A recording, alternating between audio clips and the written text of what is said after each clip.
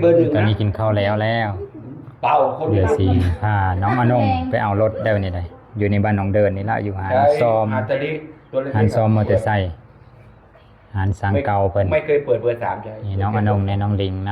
ำน้องคำแน่เราไปเบิ่งรถน้ำเดว คมผ้าปัญหาคือตู้กับข้าวไม่กล่องขนมตู้มาพอมาให้ขายตะเกียบต้องเกียบนะเกียบดีเอนะเกียบดี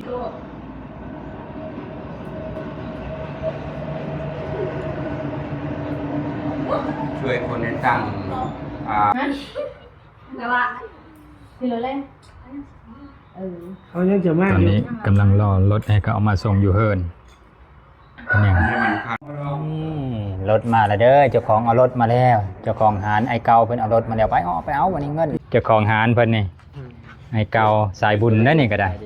เปลี่ยนตัวนี้ไม่หมด เพิ่นจะเฮ็ดไอ้ YouTube เพื่อกันบ่ บ่แต่เพิ่นไปน้ำยังคู่ยาซาตลอดไปปฏิบัติธรรมบ่อน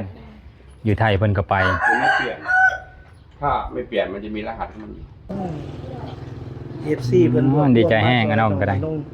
อ่า เพิ่งงามก็ ได้ ได้ เสียงมันเด้ออะน้องเอาให้เพิ่นก่อนเอามอบให้เพิ่นซะเอามอบเลยครับผ จ่าย ม จ่ายเงินครับแล้ว นับเบิ่งดูพอ20,000บ่ 2 3 4 5 6 7 8 9 10 11 12 13 14 15 16 17 18 19 20 อ้าว ครบ20,000ครับผมขอบคุณหลายๆเด้อครับผมเอาน้องบาทพี่กรรมสิทธิ์เรียบร้อยแล้วฟังเบิ่งดูบาดนี้ฟังเสียงเบิ่ง นะ ได้รถแล้วน้องลิงก็ยิ้มเปยๆน้องลิงก็ดีใจคือเดียว รู้ออกก่อนมาก็แก้ไขได้ น้องได้รถแล้ว มีไฟเดียว เออ มีเอาหน่อยโอเค ไฟหน้ามัน โย่มันจะแลนก็ได้ ติดเลย ไล่เดียวแล้ววันนี้รีบแกไล่เดียวแล้วจะไหนก็เมื่อเด้อโอ้ได้เว็บไอน้องน้องไม่ธรรมดา ลงครับผม กำลังทดสอบอยู่ตอนนี้ ทดสอบครับผม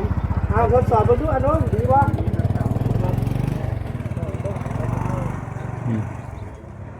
ดินแห้งได้ ผลละตัวเขาจะเข้ากัน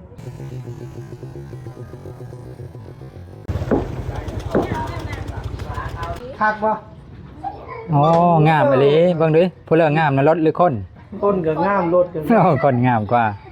รถก็งามนี่เฮากับ CP อยู่เลย ขอให้รักษาคุณงามความดีไว้ อืม อ้าวเว้าขอบคุณขอบใจไอ้ FC อีกสักรอบเนี่ย ขอบใจเด้อ เจอคนจริงคน เป็นเลยอะน้องดีเจอขนาดบ่ มาแล้วก็พูดให้กำลังใจน้องเขาเนาะ น้องอนงก็จะได้ขี่ไปโรงเรียนเนาะ เสียใจ ปีหน้านี่ก็ไปคนละบ่อนแล้วกับน้องชายแม่นบ่ ให้ได้จะคนให้น้องยายเดือนสอง เพราะว่าขึ้นม.5 แล้วเด็กก็ได้เฮาไปเห็นอยู่ม.2 อัศพรเพิ่นก็ได้แยกทางกับน้องตะกี้ละสอนเดียวไปกับน้องบ่ตะกี้นะ สองแม่เพื่อนที่ซ้อนของเธอ อืมคันเลยวะ เพราะเอาไปให้ พอเอาไปแล้วเนาะพอมานี่ก็จะเอแล้วนี่เนาะลูกสาวได้รถใหม่ล่ะ ดีใจน้ำน้องอนงเด้อน้องเด้อโอเคขอบคุณน้ำ FC เพิ่นนำ